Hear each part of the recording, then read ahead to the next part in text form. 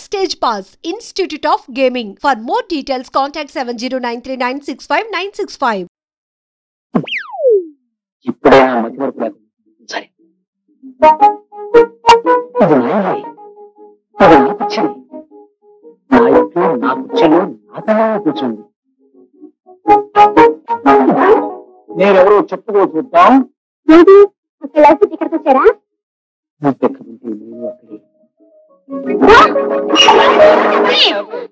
నువ్వు అక్కడ ఉన్నావా మరి అనుకుంటూనే ఉన్నాను గురు అది ఇంట్లో లేకపోయేసరికి ఎక్కడికే వస్తుంటదని నువ్వు నా కొంత ముంచుతావని అనుకుంటూనే ఉన్నాను ఏటయ్యా నా ఇంట్లో మావిడే ఉంటున్నాను నాకేం తెలుసు ఏమిటి సిగ్గు లేకపోతే సరే ఇంటికి ఎవరైనా వస్తారు బుగ్గలు వెళ్ళాలి కొళ్ళు మిళ్ళాలు వచ్చావు మా గురువు మధ్య మరి పోయే వరకు నువ్వు ఈ కొంపలు అడిగట్టడానికి లేదు మా ఉద్యోగాలే వదిలేసాం కొంపలు కదా అత్తయ్య గారు మీ ఆయన భలే చిక్కువారండి వెనక నుంచి కళ్ళు జరిగిందేదో మా అద్భుతంలాగా ఊరంతా సాటిపోయాలా ఉండండి కాసేపు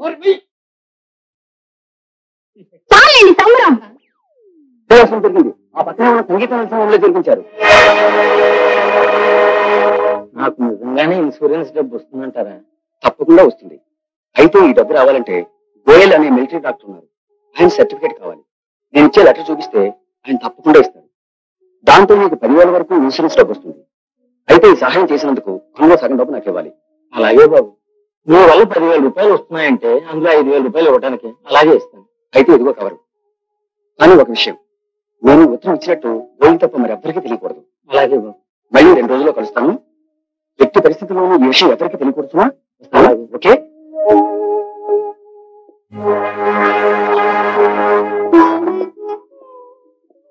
బాబాయ్ బాబు ఎందుకు బాబాయ్ యాక్సిడెంట్ ఎలా జరిగింది ఏముంది బాబు అంత తల రాస వేణు సమయానికి వచ్చావు నాకు చిన్న సాయం చేస్తావా తప్పకుండా చేస్తావు బాబు చెప్పు బాబు ఈ సర్టిఫికేట్ వాళ్ళకి ఇస్తే నిజంగా డబ్బు వస్తుందంటావా వస్తుందని ఆస్తాను బాబు నేను ఈ సాయం చేయమంటున్నాను కానీ నువ్వు నాకు ఒక్క మాట ఇస్తావా ఏడు బాబాయ్ బాబు ఎప్పుడు పరిస్థితుల్లోనూ ఈ కవర విషయం ఎవ్వరికీ ఏమీ చెప్పని మాట అలాగే బాబాయ్ ఓ మాట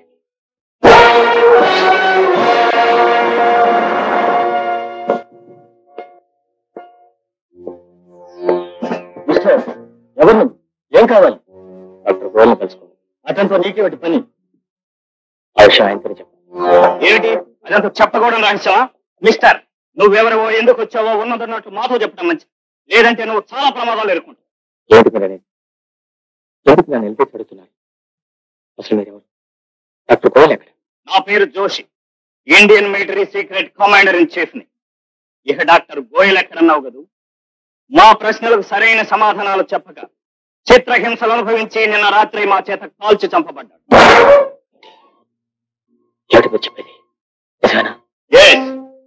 అతన్ని కాల్చి చంపడానికి కారణం గోయల్ పాకిస్తాన్ గూఢచారి అతని కోసం నువ్వు వచ్చావు అంటే నీ నుంచి కొత్త విషయాలు ఏమైనా తెలుస్తాయేమోనని ఆశిస్తున్నాం సారీ డాక్టర్ గోయల్ మనకి ఇంత చరిత్ర ఉందని నాకు తెలియదు మరి నీకు తెలిసిన చరిత్ర ఏమిటో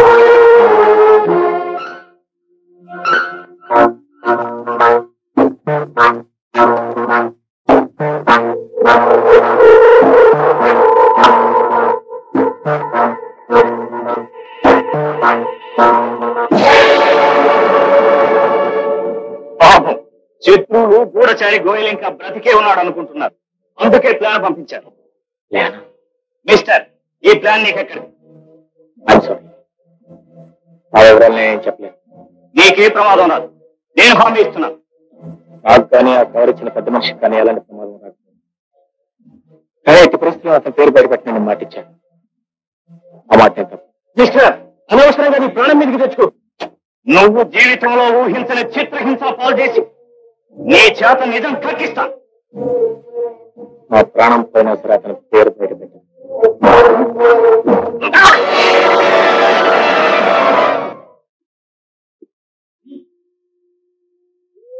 మిస్టర్ ఎన్ని చిత్రహింసలు పెట్టినా నువ్వు నిజం చెప్పడం లేదు చాలా మంది వాళ్ళ కనిపిస్తున్నావు తెల్లవారి వరకు నీకు టైం ఇస్తున్నావు ఈలోగా కవరు నీకెవరిచ్చారో చెప్పకపోయావో నీ బ్రతుకే సర్వనాశనం అయిపోతుంది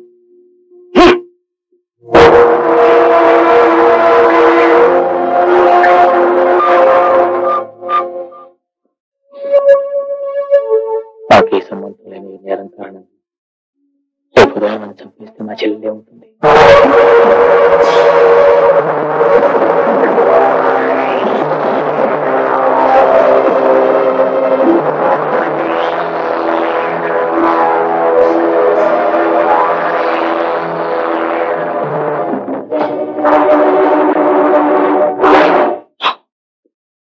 అలా జరగటానికి లేదు.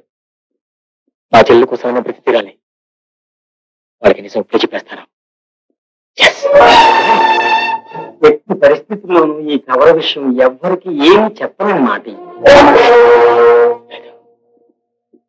బాబాయ్కి జన్మ తప్పలేను. ఏ విషయం వాళ్ళకి తెలిస్తే బాబాయ్ని కూడా చంపేస్తారు. ఏదేమైనా సరే బాబాయ్కి జన్మ తప్పలేను.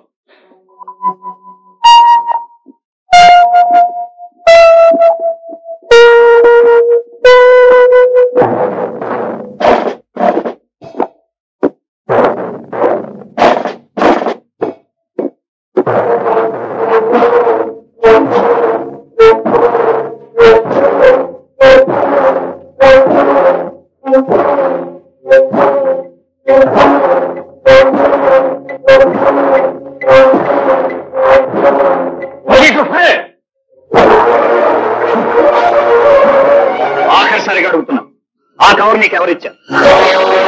ఎవరిచ్చారు?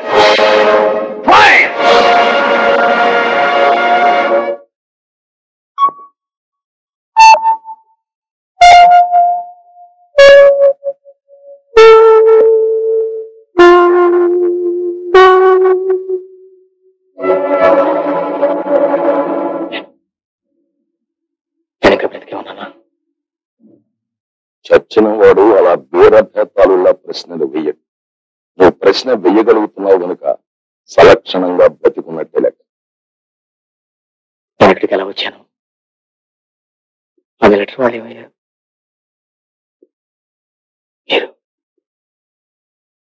మీరు ఆ రోజు బ్యాంకులో. అబ్బా, నువ్వు అలా హడావుడిగా ప్రశ్నల వర్షం గుర్తించేయకుండా కాసేపు స్థిమితంగా కూర్చుంటే విషయం అంతా నేనే వివరంగా చెప్తాను. అమ్మా సిడాం, కూర్చో. నా పేరు గోపాలరావు. చూడవేను, నేను చాలా రోజులుగా నీకు తెలియకుండానే పరిశీలిస్తున్నాను. నీ వ్యక్తిత్వం నాకు బాగా నచ్చింది. మన బ్యాంకులో ఇచ్చిన మాట తప్పిపోయిన ఆ దొంగ వధవుల మీద నువ్వు మట్టగడిసలా ఎగిరిపడ్డావు చూడు, ఆ ధైర్యం నాకు చాలా బాగా నచ్చింది.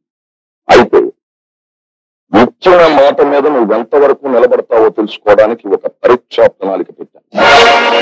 ఆ పరీక్ష ప్రకారం రామయ్యకి చిన్న యాక్సిడెంట్ జరిపించి ఇన్సూరెన్స్ ఏజెంట్ గా ఎప్పుడూ పరిషత్ నాటకాల్లో బెస్ట్ యాక్టర్ ప్రైజ్ తీసుకునేవాడిని సెలెక్ట్ చేసి డాక్టర్ గోయల్ అడ్రస్ తో కవర్ ఇచ్చి పంపాను. ఆ కవర్ నువ్వే తీసుకొస్తావని నాకు తెలుసు కనుకనే డాక్టర్ గోయల్ ఇంటి దగ్గర మిలిటరీ మనుషుల్ని ఏర్పాటు చేశాను.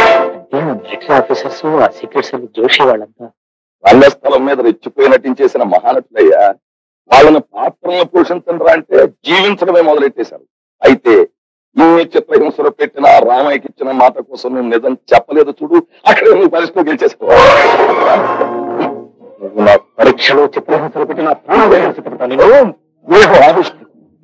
చెప్పదు నిజంగా ఆ నాటకం ఆడడానికి నిన్ను అలా హింసించడానికి నేను ఎన్ని వేలు ఖర్చు పెట్టానో కొంచెం ఆలోచించు. నాకు కావలసిన మనుషులు నువ్వే అని నేను నిర్ణయించుకోవడానికి ఎన్ని అవస్థలు పడుతున్నా ఇంట్లో ఎందుకుంటున్నానో కొంచెం అర్థం చేసుకో. ఎంతకైనా అవ్వాలని నీకు జరగాల్సిన చెప్పు.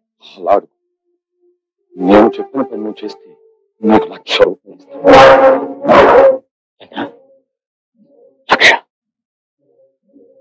చేయాల్సిన పని ఒక అందమైన ఆడపిల్లను ప్రేమించినట్టు నటించి గర్భవతిని చేసి నీ దారి నువ్వు వెళ్ళిపోవాలి. నేను మాట్లాడేది ఆవేశపడకు, జాగ్రత్తగా విను.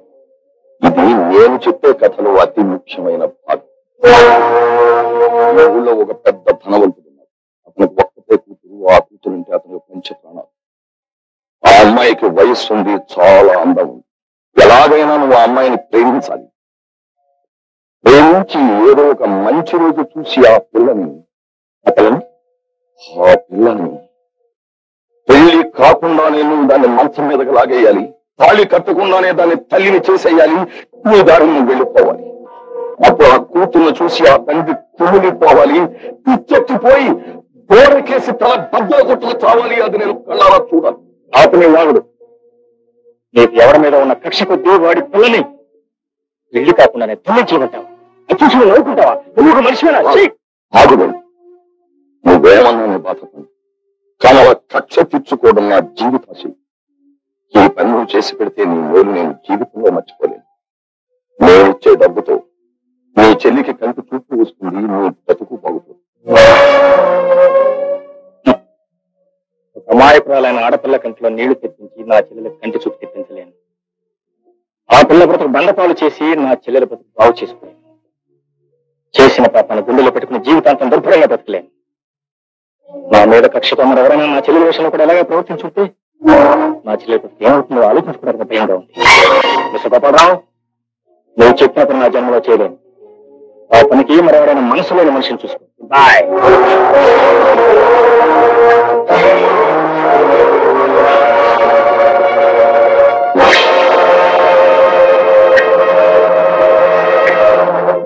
కొంచెం ఆలోచించు.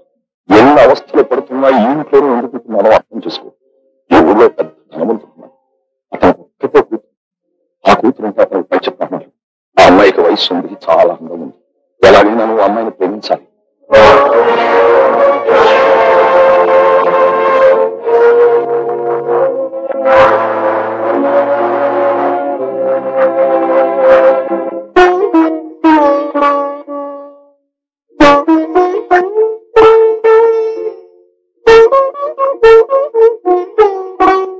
జగపతి బాబు గారు కూడా జరిగిందని చాలా బాధపడుతున్నారు. ఆయన పూర్ణ సాయం ఏదో చేస్తానన్నారు. ఆయన ఇప్పుడు మన డిపో గెస్ట్ హౌస్ లోనే ఉన్నారు. ఒకసారి వెళ్ళి కలుసుకోమ్మా.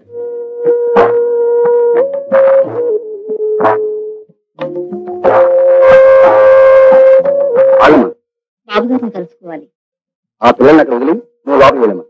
బాబు, చెల్లయ్యని జాగ్రత్తగా చూసుకో. నేను బాబు గారితో మాట్లాడొస్తాను. ఇక్కడే ఉండు. అలాగేనమ్మా.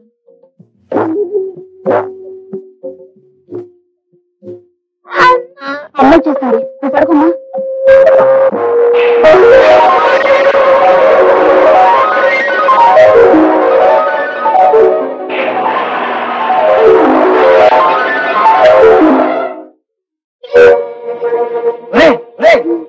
నువ్వు ఇక్కడే ఉన్నాయిట్రా.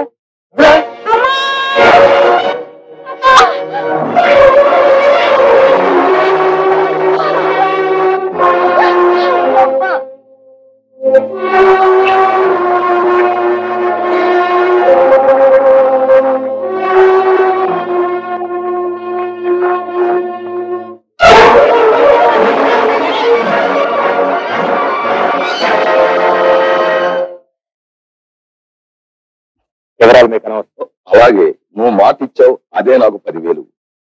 చూడు, ప్రేమ లాంటి అందమైన ఆడపిల్లను ప్రేమలోకి దించడం నీకోటి కుర్రాడికి నేను వేరే చెప్పాల్సిందే ఉంటుంది. తెలుగుదేశంలో వందలాది రచయితలు పుట్టిపడి మరీ చెబుతున్నారుగా ప్రేమ గురించి, ప్రణయం గురించి.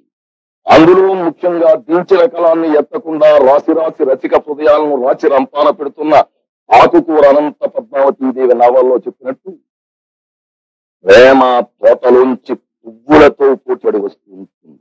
నెరవేరింది. విజయం, దిగ్విజయం. ఏంటిది విజయం దిగ్విజయాన్ని కేకలేస్తున్నారు? ఊహాలోకంలో వేరేస్తున్నారా? అదే, ఏం లేదు. మన ఒప్పందం మీద నువ్వు సంతకం చేయాలి.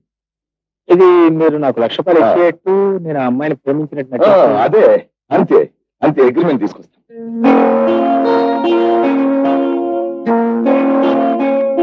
వేణు, ఇదిగోనయా అగ్రిమెంట్. ఇది ఇంకోసారి చదువుకుని సంతకం చేసేయి. తర్వాత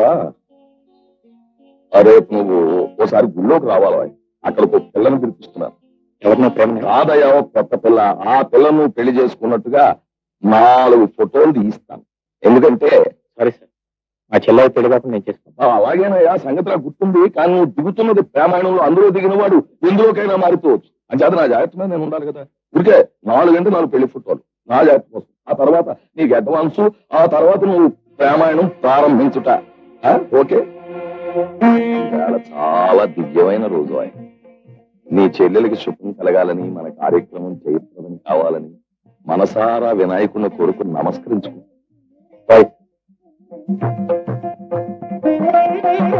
అమ్మాయి జంబాలత దండందుకు మరి దండలు మార్చుకోమంటారా? ఆగబయ్యా ఆగు. చూడమ్మా, నువ్వు నాటకాల్లో నటించడం కాదు, ఇక్కడ నువ్వు కాస్త పెళ్లి కూతుర్లా సిగ్గు అభినయించాలి. కిరాయి తీసుకున్నావు కదా. ఇప్పుడు కొట్టవయ్యా, కొట్టు. ఇప్పుడు దండలు మార్చుకోండి. ఆగవయ్యా, పెళ్లి కొడుకు బాగున్నాడు, సభాసంలో కూడా నటించమంటారా? ఇది ఎక్కడ పడవండి బాబు. కంగారు వరకు శోభనం సీన్కి వేరే హీరోయిన్ ఉంది. నేను చూసి అబ్బాయి కొంచెం ఇబ్బంది పడుతున్నాడు, నువ్వు వెళ్ళు. మీరు వెళ్ళండి, మీరు వెళ్ళండి. ఇక నటించకు. ఇలా అబ్బాయి, ఇదిగో 25,000. ముందు మీ చెల్లాయికి కళ్ళాపరేషన్ చేయించు. ఆ తర్వాత చక్కగా ముచ్చటగా మన ప్రేమాయణం ఆరంభించవచ్చు. ఆ కామాయణం నా చెవులారా విని మనస్సారా నిద్రపోతాను. ఇంకా ఎందుకు మెడబరువు తీసేయి. నేను హాస్పిటల్లో ఉండడం ఎందుకన్నయ్యా? ఇంటి దగ్గరే ఉండి మందులు వాడుకోవచ్చుగా. వాడుకోవచ్చునుకోమ్మా, కానీ మందులు తగ్గిపోయేటప్పుడు మళ్ళీ ఎప్పుడు తిరగబెట్టినా తిరగబెట్టదు. అందుకని డాక్టర్ గారు సలహా ఇస్తూ నువ్వు హాస్పిటల్ అంతా మంచిదన్నారు. కానీ చాలా డబ్బు ఖర్చు అవుతుంది కదన్నయ్యా. డబ్బు ఖర్చు టైంలో మా దాని గురించి ఆలోచిస్తాను. ఎందుకంటే ఈ మధ్య నా స్నేహితులు ఫారెన్ వెళ్ళిపోతూ ఆయన ఫ్యాక్టరీ షేర్స్ అవి అన్ని నాకు ఇచ్చి వెళ్ళిపోయాడు. డబ్బుల గురించి కనిపెట్టుకోవచ్చు. అబ్బా, అంబాజీపేట అమ్మేసి అమెరికా కొన్నవాళ్ళగా ఎందుకురా గావు కేకలు? ప్రేమ నాకు ఇచ్చి పెళ్లి చేయకపోతే ఇంకా గట్టిగా అరుస్తాను. నీ చేత ఇళ్ళ నుంచి గుడిసి కొనిపించేస్తాను. ప్రేమ నువ్వు కాకపోతే ఇంకెవరు చేసుకుంటారా? పిచ్చి వెధవా, పిచ్చి వెధవా అని. కాకపోతే నువ్వు పని చేయాలి. ఏమిటి? అది ఓకే, సినిమా హీరోలాగా రెచ్చిపోయి ప్రేమించేస్తారు.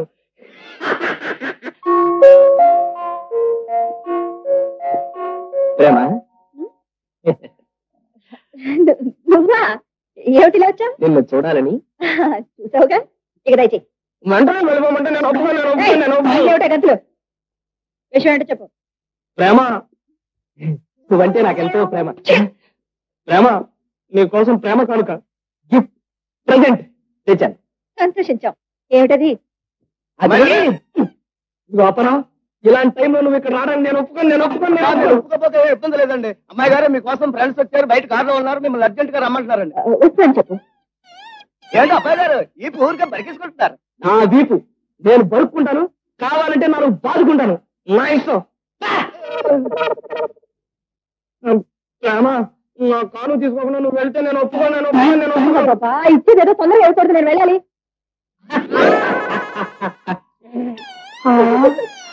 రేకులు లేకుండా పువ్వు ఉంటే నేను ఒప్పుకోకపోతే దీన్ని నెత్తి పట్టుకో.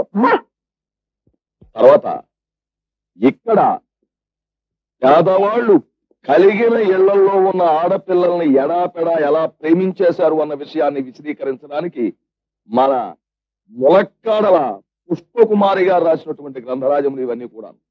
తర్వాత ఇవున్నాయి చూశావు. ఏమిటో సార్, తమిళ సాహిత్యం నేను చదివి జీర్ణించుకునేసరికి నేను కాస్త ముసలనైపోతాను, ఆ పిల్ల కాస్త పెళ్లి. శ్రమ నీకేమీ అక్కర్లేదయ్యా. ఈ మొత్తం పుస్తకాలన్నింటినీ చదివేసి వాటి తాలూకు ఆ సారాంశాన్ని నేను వంట పట్టించేసుకున్నాను. నీ ఊరికే టెక్నిక్ చెప్తాను, నువ్వు ఊరికే ప్రాక్టికల్స్ లో పెట్టడమే. ప్రేమ, నిన్ను నేను నన్ను కన్నా మిన్నగా ప్రేమిస్తున్నాను అన్న డైలాగు హీరో పక్కన హీరోయిన్ ని కారులో కూర్చోబెట్టుకుని హీరో డ్రైవ్ చేస్తూ బయట వర్షం కురుస్తున్నప్పుడు మాత్రమే చెప్పాలి. నేను నిన్ను ప్రేమిస్తున్నాను అని ప్రేమికురాలకు చెప్పడానికి బయట వర్షం రావడానికి ఎందుకు చెప్పాలంటే, నువ్వు అన్నమాట అమ్మాయికి నచ్చక కోపం వచ్చినా బయట కురుస్తున్న వర్షానికి భయపడైనా దిగి వెళ్ళిపోకుండా కూర్చుని పోతుంది. సరే అనుకోండి, మరి నాకు డ్రైవింగ్ రాదే. అబ్బా, నవలా కథానాయకుడికి రాదు అనే మాట ఉండకూడదయ్యా. పిడకలు చరచడం దగ్గర నుంచి ప్లేన్ నడపడం వరకు అన్ని వచ్చి ఉండాలి. అది రూలు.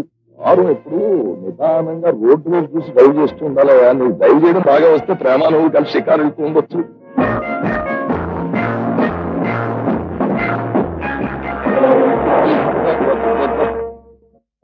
సార్, నాకు తెలియగలుగుతాను, ప్రపంచంలో ప్రతి ప్రేమించే వ్యక్తికి కత్తులు కఠార్లు కూడా తప్పదంటారు. ఎవరు కూడా నీకెందుకయ్యా, కానీ నీలాంటి నవలా హీరోకి మాత్రమే తప్పదు. జాగ్రత్తగా విను. నువ్వు ప్రేమ కలిసి ఇలాంటి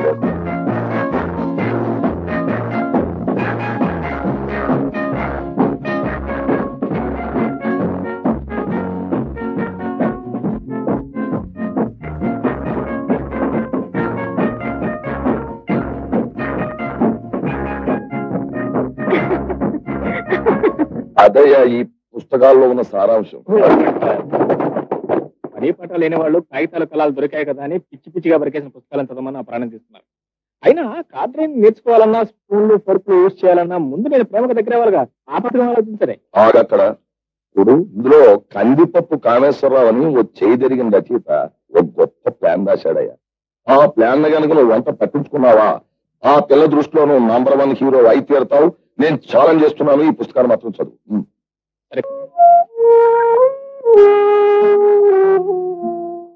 అయ్యా ఇకనైనా ఇవి కారులో పెట్టమంటారా?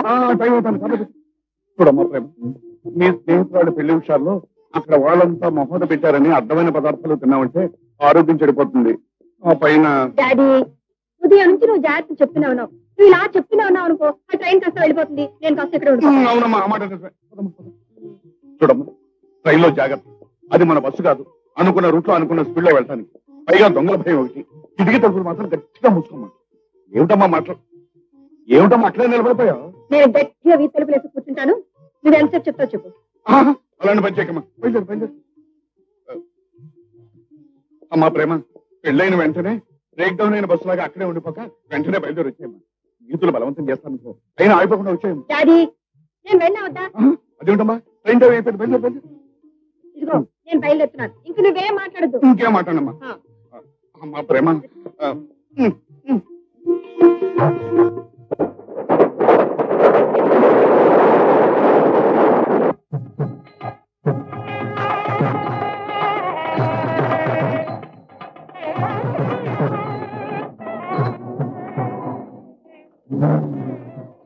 ఏమే శ్రీలక్ష్మి, ప్రేమ వచ్చింది రావే.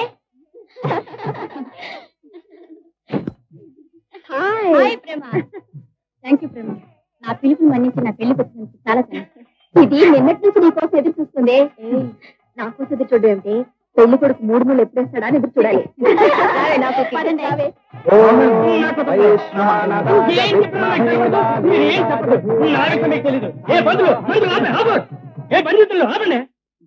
ఈ పెళ్లి జరగడానికి లేదు. 7,000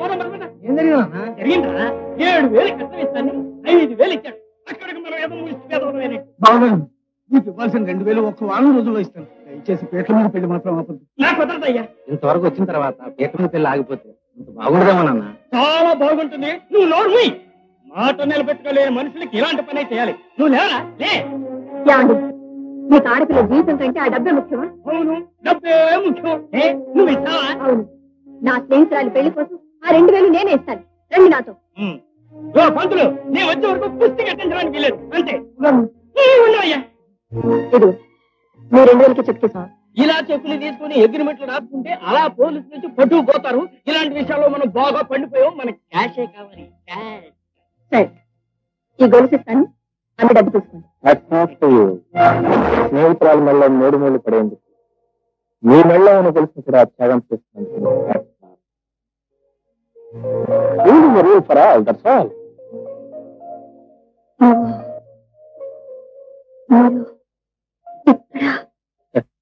నేను మగపిల్లి వారి తరఫున వచ్చానులేండి. రాఘవరావు గారు, అక్కడ మీ అబ్బాయి ఆ అమ్మాయి మెళ్ళలో 3 మూడు వేయాలని తాపత్రయపడుతున్నాడు. కార్యక్రమం త్వరగా కనవచ్చు కదా. మొత్తం రొక్కం నా జోబులో పడింది. 3 మూడు మాట అట్టుంచు, 6 కూడా పండేవను. ఇతను తోడు పెళ్లి కూడా కనుకుంటారు. అవునులేండి, కనిపిస్తూనే ఉంది. తేరగా దొరికాయి కదా అని అర్థమైన స్వీట్స్ తిని ముసుగుతని పడుకున్నాడు. అవును, వాడు మా తమ్ముడు కొడుకు. ముసుగు తల్లుడు పడుకుంటే నీకెందుకు, వాళ్ళ నాన్నంటే నీకెందుకు? మీరు వెంటనే వెళ్ళి మర్యాదగా మీ అబ్బాయిని అమ్మాయి మెళ్ళలో 3 మూడు వేయమని చెప్పండి. లేకపోతే ముసుగుతని నిద్రపోతున్న నీ తమ్ముడు కొడుకుని ఒకే ఒక్క పోటుతో బాల్చి తన పైకి పంపిస్తా. మీరు అరిచారనుకోండి, మీ గావు కేక పూర్తయ్యేలోగా వీడి చావు కాసి నేను గతంలో 2 3 హత్యలు చేసిన వాడిని.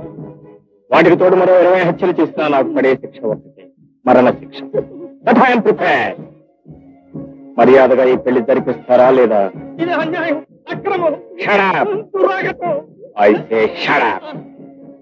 కట్నాల కోసం గడ్డి తిని పెళ్లిళ్ళు చేసే నీకు, కాలక్షేపం కోసం హత్యలు చేసే నాకు అన్యాయం ఏమిటి, అక్రమం ఏమిటి?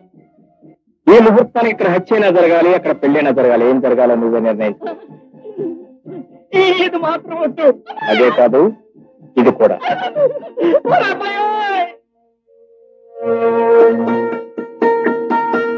పంతులు గారు మంత్రాలు చూడండి, భజంత్రులు వాయించండి.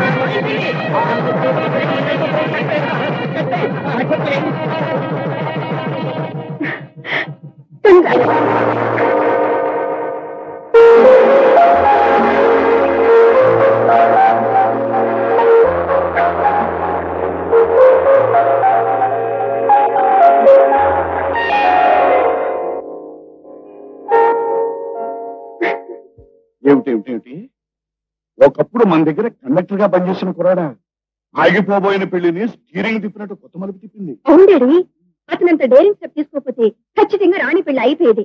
అసలు అతని మాట, ఆ ధైర్యం, ఆ కత్తి తీయడం, ఆ బెదిరించడం అంతా హీరో చేసిన చెప్పదమ్మా. ఆ కురాడు గురించి నువ్వు అంతగా చెప్తున్నావంటే బస్సుల పోటీలో గోల్డ్ కప్ గెలుచుకున్న బెస్ట్ బస్సులు అంటే కురాడా ఉంటాడమ్మా.